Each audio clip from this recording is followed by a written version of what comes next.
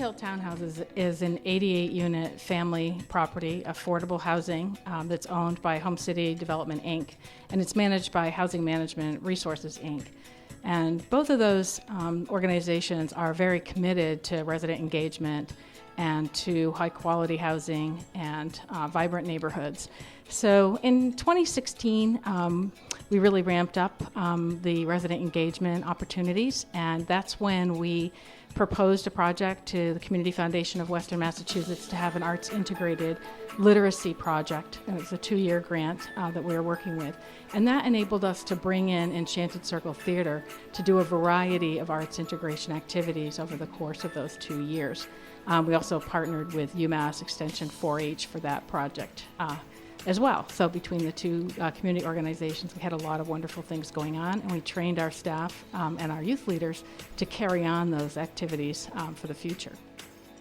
The history behind this, the mural itself was, I think when they first started creating, they have a little park here at Liberty Hill, and the initial idea, as you can see behind me, was a mural to go there. So we kept with that concept, and we got a grant from the Community Foundation of Western Massachusetts, and to do a literacy and arts integrated work with Liberty Hill. So this is one of the bigger projects that we did, and we had a couple of other projects in between. So in the very beginning, we started having resident meetings and different kinds of get-togethers and getting their ideas about what they might want to see. At one point, we did a search on the web of mural projects around the world and got adults from the Liberty Hill community involved in looking at murals and seeing what they liked and giving Gabriela feedback on what kinds of murals they liked. That's where I got some ideas from them where certain things didn't really represent Liberty Hill. And so in certain things, and they wanted to make sure their culture was represented and all the different cultures that live here and all the different people that live here and all the generations that live here as well. And so after that, I came up with a bigger design idea from all their ideas, from the youth leaders, from the kids for colors.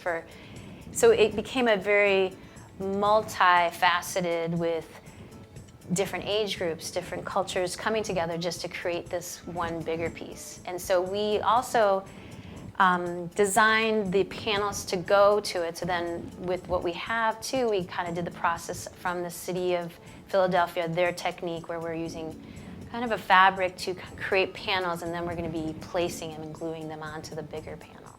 Some of the interesting things are that people came together for different meetings, especially the adults, actually. A lot of times the kids are involved in things, but the parents are otherwise busy or hold back or aren't involved. So we had things specifically for adults, which was great. It brought people out who haven't necessarily been coming to other things and connected people who didn't necessarily know each other, even though they live in the same community.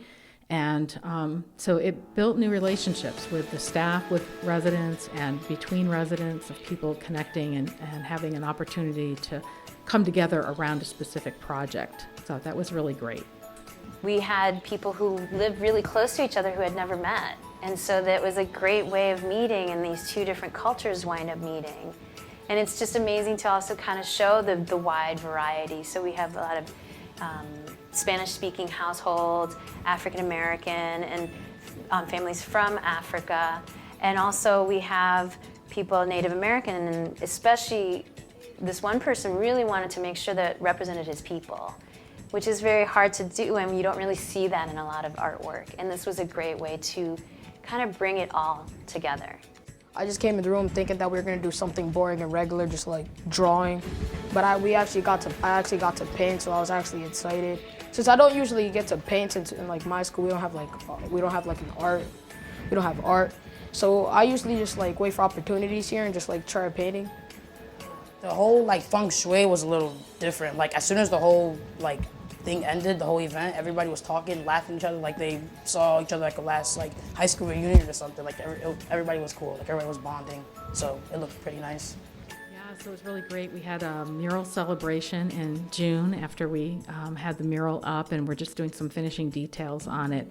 And we had a fabulous turnout, probably one of our largest turnouts. It was a great the weather was great. It was a beautiful day. We had, music through our tailgate speakers and food. I had a cookout and games for the kids, and a lot of people free raffles for people. And then we also had Gabriela and one of the residents, Ariana Lowndes, who's done a lot of work on the mural there, people could put their handprints on the mural. And so that was really a cool thing to have all the people participating in that way. It was a lot of fun. Everyone's there, seeing each other, happy, seeing the kids that are happy, make sure the kids are safe. So, and if we leave again, we come back, it reminds us of this is home again.